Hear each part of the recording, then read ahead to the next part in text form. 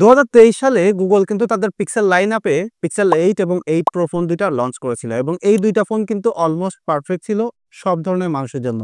তাহলে তার কিছুদিন পরে তারা এই যে বিরিয়ানির মধ্যে এলাচটা কেন লঞ্চ করলো? মানে এই ডিভাইসটা নিয়ে দেখবেন যে তেমন কোনো কেউ ভিডিও বানায়নি এবং এটা অত বেশি আসলে হাইপও পায়নি। সো আজকে এটার একটা ফুল রিভিউ পাবেন।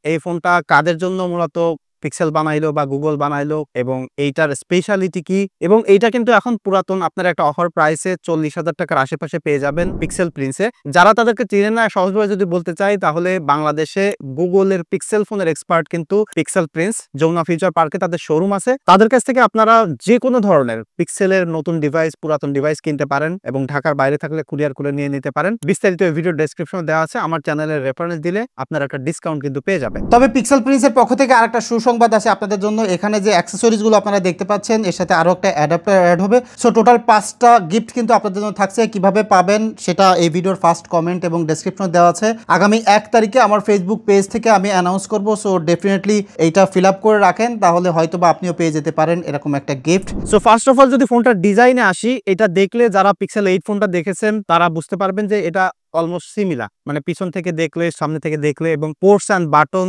ক্যামেরা বাম সবকিছু অলমোস্ট সেম। কিন্তু এই পিক্সেল 8 এ সিরিজটা একটা অ্যাফোর্ডেবল লাইন আপ, যে কারণে এখানে তারা বিল্ড ম্যাটেরিয়ালে কস্ট কাটিং করেছে। তো পিক্সেল 8 এ আমরা গ্লাস ব্যাক দেখতে পাই, এখানে কিন্তু প্লাস্টিক ব্যাক রয়েছে। তবে এই পিক্সেল 8 এ তে প্লাস্টিকের যে ব্যাকটা রয়েছে সেটা কিন্তু ম্যাট ফিনিশ, যে কারণে পিক্সেল 8 এর থেকেও 8 এটা আমার কাছে বেশি ভালো লাগে, বিকজ এটা হাতের মধ্যে দারুণ একটা গ্রিপ প্রোভাইড করে। কম্প্যাক্ট ডিভাইস, দুইটাই কম্প্যাক্ট, বাট এটা আমার কাছে বেশি কমফোর্টেবল লাগে, বিকজ এটা যে ক্যামেরা বামটা আছে সেটাও আননেসেসারিলি বিগার না। তো এইটা কিন্তু ডিজাইনের দিক থেকে আমার কাছে বেশি পারফেক্ট লাগে। তবে এখানে যেটা বললাম যে বিল্ড কোয়ালিটিতে স্যাক্রিফাইস আছে, তবে যে ফ্রেমটা রয়েছে সেটা কিন্তু অ্যালুমিনিয়াম ব্যবহার করছে এবং সামনে যে ডিসপ্লের গ্লাসটা সেটা কিন্তু গরিলা গ্লাস 3 প্রোটেকশন রয়েছে। সো বিল্ড কোয়ালিটিতে একটু এদিক সেদিক থাকলেও আমি বলতে পারি যে ডিজাইনের দিক থেকে আপনি যদি সাইড বাই সাইড 8 এবং 8 এটা হাতে ধরেন, তাহলে আমি ফর শিওর যে কভার কেসিং ছাড়া যদি ধরেন তাহলে 8 এটা আপনার কাছে বেটার ফিল হবে। তবে ডিজাইনের দিক থেকে ভালো হইলেও এর কিন্তু একটা খারাপ দিক আছে এবং আমার মনে হয় যে সবাই অলরেডি এটার খারাপ দিক সম্পর্কে জানে না। তা হলো ডিসপ্লের চারি সাইডে দেখেন কত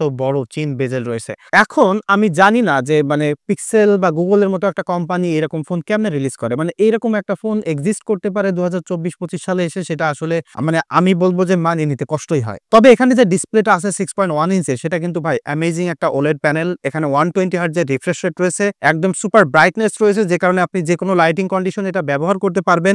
HDR10+ সাপোর্ট করে। সো ডিসপ্লেটা ডেফিনেটলি ভালো। তবে যেটা বললাম যে চিন বেজেলটা একটু বিগার আছে এবং যে সেলফি ক্যামেরা আছে এখানে সেটা দিয়ে কিন্তু ফেস লকও সাপোর্ট করে, মোটামুটি লো লাইটও ভালোভাবে কাজ করে। আবার এটাতে কিন্তু অপটিক্যাল ফিঙ্গারপ্রিন্ট সেন্সর রয়েছে, খুবই ফাস্ট এবং রিলায়েবল একটা সেন্সর। পিক্সেলের ডিভাইসগুলো কিন্তু বেস্ট ইন ক্লাসের পারফরমেন্স দেওয়ার জন্য খুবই ভালো। মানে আপনি যে কোনো পিক্সেলের ডিভাইস ব্যবহার করেন, ডেইলি লাইফে একদম নর্মালি ব্যবহার করেন, দেখবেন যে সুপার স্ন্যাপি, ভেরি রেসপন্সিভ এবং ভেরি ফাস্ট। এবং এই যে পিক্সেল 8a এখানে কিন্তু টেনসর G3 চিপসেট ব্যবহার করেছে, তার সাথে 8GB র্যাম রয়েছে এবং UFS 3.1 এর স্টোরেজ রয়েছে। সো স্টোরেজ টাইপ এবং ওভারঅল কম্বিনেশনটা দারুণ এবং এটা যদি নর্মাল লাইফে আপনি ব্যবহার করতে চান তাহলে ডেফিনেটলি ভালো এক্সপিরিয়েন্স পাবেন। এবং এখানে কিন্তু আপনি 7 ইয়ার্স মেজর ওএস আপগ্রেড পাচ্ছেন। সো এটা কিন্তু অ্যান্ড্রয়েড 14 দিয়ে রিলিজ হয়েছিল, আপনি সর্বোচ্চ এটাতে অ্যান্ড্রয়েড 21 পর্যন্ত আপগ্রেড পেয়ে যাবেন। সো ভেরি লং টাইম এটা আপনি একদম স্টক অ্যান্ড্রয়েডের ফিলটা পাবেন। এবং পিক্সেলের ডিভাইসগুলো কিন্তু এই কারণেই বেশি পপুলার যে তারা স্টক অ্যান্ড্রয়েড প্রোভাইড করে এবং যারা মূলত ক্লিন, একদম very simple light ওএসটা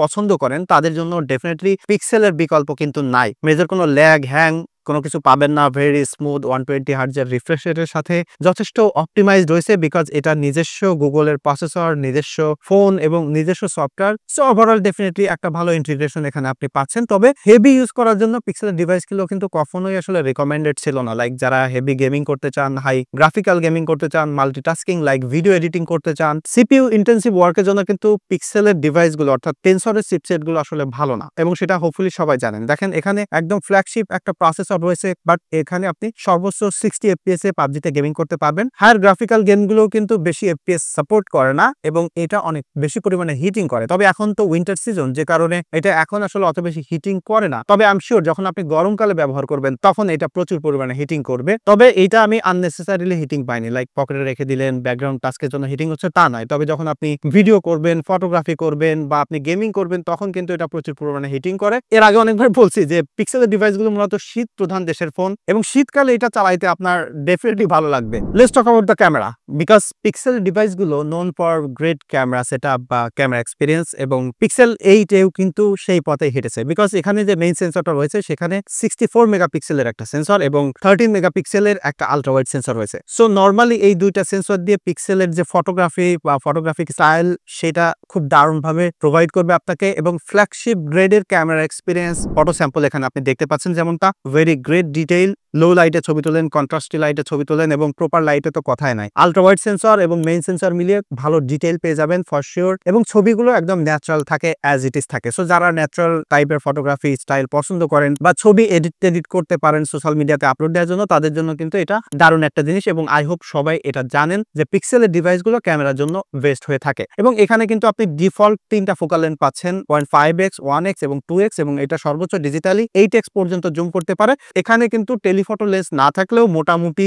zoom focal length আপনি কভার করতে পারতেছেন এবং টেলিফটো লেন্সের অভাবটা আপনি ফিল করবেন না। এবং এখানে কিন্তু পোর্ট্রেট তোলার জন্য মেইন সেন্সরটা ব্যবহার করে এবং মেইন সেন্সরকে আপনি সর্বোচ্চ ডিজিটালি 3x পর্যন্ত জুম করে ছবি তুলতে পারবেন। সো টেলিফটো লেন্স না থাকলেও মেইন সেন্সর দিয়ে টেলিফটো লেন্সের মতো টাইট ফোকাল লেন্থে আপনি পোর্ট্রেট তুলতে পারতেছেন এবং পোর্ট্রেটের কালার বোকে গুলো কিন্তু দারুণ হয়ে থাকে। তবে পিক্সেল কিন্তু এখনো তাদের 9 সিরিজে এসেও স্ট্রাগল করতেছে এজ ডিটেকশনে বিকজ তারা কোনো প্রকার ডেপথ ম্যাপিং সেন্সর ব্যবহার করে না, সফটওয়্যার প্রসেসিং কাজ করে। সো সেখানে মাঝে মাঝে মিসিং হয়ে যায় বাট স্টিল আপনি যদি নর্মালি ক্যাজুয়ালি পোর্ট্রেট ফটোগ্রাফির কথা বলেন তাহলে ডেফিনেটলি এটা আপনাকে ভালোভাবে স্যাটিসফাই করবে। সেটা যদি লো লাইট হয় এবং প্রপার লাইট হয়, কন্ট্রাস্টি লাইট হলেও ভেরি পারফেক্ট। এবং পিক্সেল 8a বা 8 সিরিজে এসে কিন্তু আরেকটা জিনিস গুগল ভালো করছে সেটা হলো যখন পোর্ট্রেট তুলবেন ফেসটাকে একটু স্মুদার করে, খানিকটা সাবটেল মেকআপের মতো। তবে এইটার যে ফেসের টেক্সচার সেটা কিন্তু ধরে থাকে এবং কালার টোনটা কিন্তু অ্যাজ ইট ইজ থাকে। সো ডেফিনেটলি পোর্ট্রেটের এক্সপিরিয়েন্স ভালো হচ্ছে বাট কাদের জন্য না, যারা মূলত রেডি টু আপলোডের মতো চান, লাইক ছবি তুলবেন কোনো প্রকার এডিট করবেন না, কালার টালার চেঞ্জ করতে চান না,